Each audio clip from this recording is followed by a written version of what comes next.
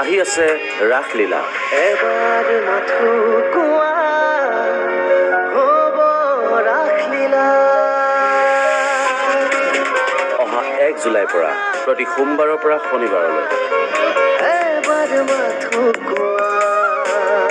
সন্ধিয়া 6 বজাত আৰু পুনৰ সম্প্ৰচাৰ নিশা 9 বজাত। ৰাধা হৈছো